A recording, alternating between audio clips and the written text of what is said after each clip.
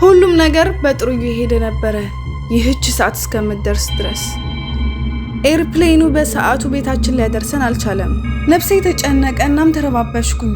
ይህ ቀን የመጨረሻ አይሆንም አልኩኝ።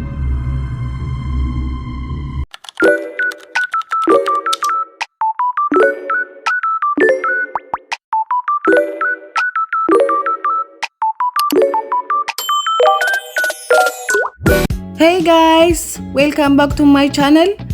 ዛሬ ወደ ቤት የምመለስበት ቀን ነው። አብራችሁኝ ተጓዙ።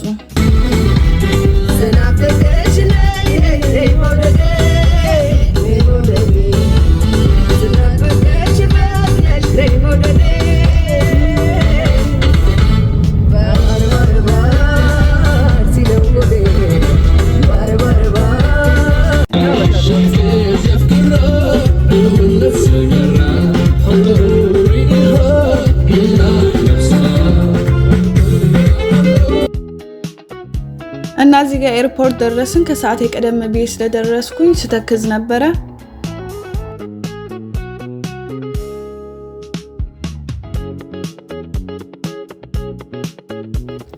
ይህ ነገር ግን ሰማይ ነው ወይስ በረዶ? ግራ ገባኝ። እናንተስ እንደኔ ግራ ገብታችኋል ወይስ እኔን ብቻ ነው ግራ ይገባኝ?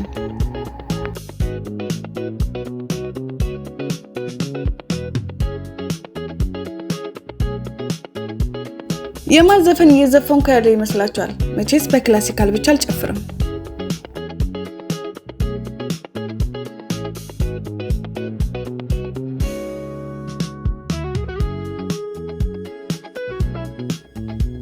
በጣም አስተሳችና አጭር መንገድ ነበር የነበረኝ እና እዚህ ጋር ሌላኛውን ኤርፕሌን እየጠበቅኩ ነበር።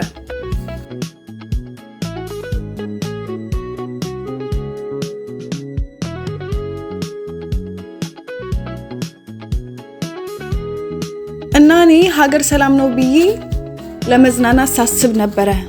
ሆኖም ግን አውሮፕላኑ ለ2 ሰዓታት ያክል መንቀሳቀስ አልጀመረም እና እሱ ሳያንስ መውጣት አለባችሁ እንደገና ተባለ እና ከአውሮፕላኑ ወጣው። በጣም ደክሞኝና አርቦኝ ነበር። እነሱ ደግሞ ምንም ምግብ አልሰጡንም ነበር ምክንያቱም አውሮፕላኑ ስላልተነሳ እና በጣም ነበር የተናደድኩት ቢካዝ እኔ 20 ብር ብቻ ነበር ያስኩት።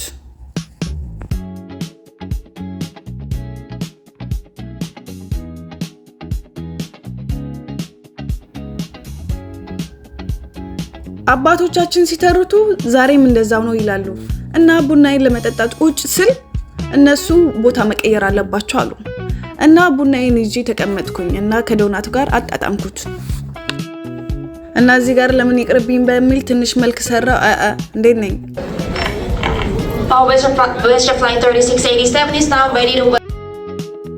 እና እዚህ ጋር ሌላ ኤርፕሌን እንደተዘጋጀ ነገሩን እና ወደዛ እየሄድኩኝ ነበር እና ቦታውን ደግሞ ሁለተኛ መጣሁበት አይደለም እየሄድኩኝ ነበርና ይሄንንም አላስተዋልኩም ነበር። እዚህ ጋር ኤርፕሌን አምቡላንስ መጥቷል እና ለምን ይሄ እንደምተፈጠረ አልገባኝም። የሆነ አደጋ ሌላ ሊያጋጥመን መሰለኝ። ለራሴ በጣም ፈራሁ። ንስሐ ሳልገባ መሞት አልፈለኩም። እስቲ አስቡት በኔ ቦታ ብትሆኑ ምን ታረጉ ነበር? ለምን እንደምዋረድ አይገባኝም። ለምን እንደሆነ ፍላሽ ላይቱ በራብኝ እና ካጠገቤ ያለችው ዞር ብላ ነው ያየች። ውይ ሽምቅቅ ከላይ ሆኖ ወደ ታች እንደመመልከት ምን አስተሳች ነገር አለ ግን በዛ ላይ ባማሮቹ ትንሽ መብራት ነው የሚመስሉት ግን መብራት ብቻ አይደሉም ቤቶችም ጭምር ናቸው። እና እዚህ ጋር ደረስኩኝ እና ካናዳ ውስጥ የምታውቁ ከሆነ ሰዓታት ይቀያየራል እና ከዛ ሰዓታት በመቀያየሩ ምክንያት እኔ 1 ሰዓት የደረስኩ መስለኝ ነበር። ለካ 12 ሰዓት ነበር የደረስኩት እና ገና መኪና ያልመጣም እና እነሱን የመጠበቅ ሌላ ዘመቻ ውስጥ ገባው። ማይደርስ የለም መጡና ወሰዱኝ እና በጣም ከቤታችን በጣም ሩቅ ነበር። የመጀመሪያው ኤርፖርት በጣም ደስ ይል ነበር ምክንያቱም ከቤታችን ሩቅ አይደለም በዛ ላይ እሱ ያምራል።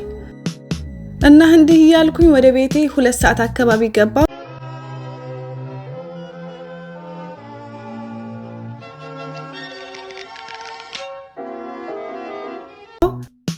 Thank you for watching. በጣም አመሰግናለሁ። ሐሳብ አስተያየት ካላችሁ ኮሜንት ላይ መጻፍ ትችላላችሁ። ባይ